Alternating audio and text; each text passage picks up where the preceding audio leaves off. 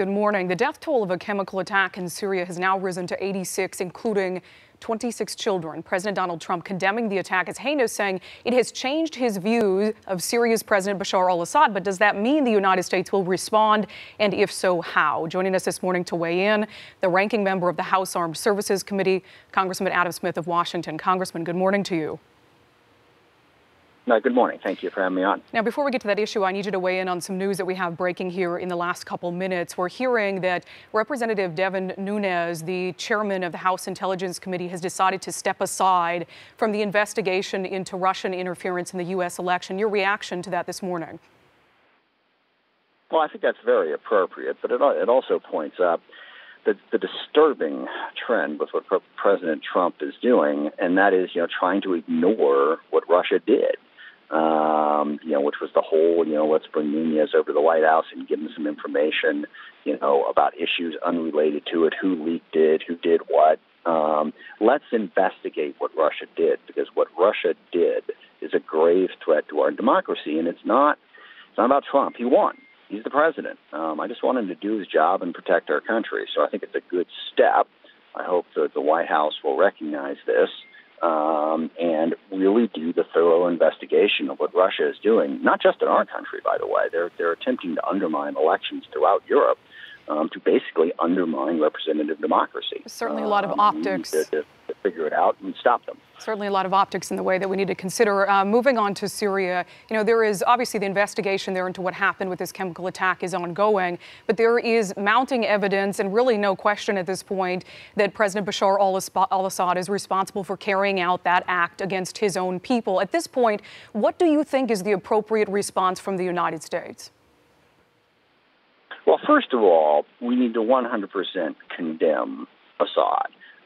There has been ambiguity on that point from the State Department about whether or not we want Assad to go. And understand, I have very deep reservations about the U.S. engaging in regime change. I mean, in Iraq, Afghanistan, Libya, we've learned the difficulty of that. But if we don't make it clear at a minimum that Assad is an illegitimate ruler who is butchering his own people and that we are opposed to it, then it will only embolden him further. And again, I hate to keep coming back to Russia, but Assad was on the ropes, was in deep trouble, and Russia stepped in claiming that they were going to fight ISIS, when all they were doing was trying to prop up the dictator who they knew would support them. We don't just need to condemn Assad. We need to condemn Russia for making Assad possible and sanction them appropriately for that action. What on Syria? And I want to get back to Russia in a second because I want to talk about the UN Security Council meeting yesterday, and they were very tough on Russia at that meeting. But what is the appropriate response from the United States? We have children who were brutally murdered, and by all accounts, by their own president. Is it time for military action on the part of the United States in Syria? Well, first of all, let me just compliment UN Ambassador Nikki Haley. I think her statements were very strong and very appropriate, contrary to what the State Department and some others in the Trump White House have done. Look, I don't know that military action is the solution. I certainly think, and we've funded, we put a whole lot of money into supporting Syrian refugees. I don't think we should slam the door to them. I think we should help them in any way we can. The only reason I hesitate on military action is because of the lessons that we've learned in Iraq, Afghanistan, and Libya.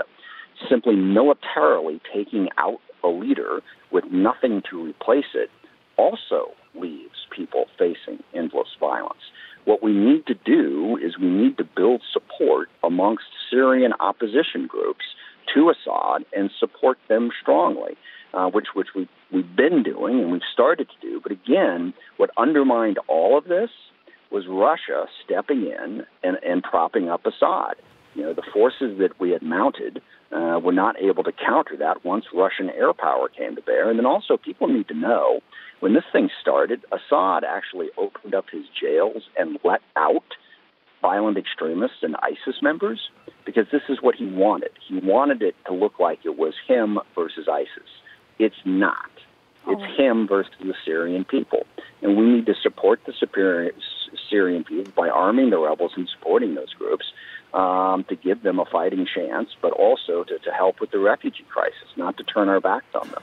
All right, Congressman Adam Smith, ranking member of the House Armed Services Committee. As always, we appreciate your insight. Thanks for the chance. I appreciate it.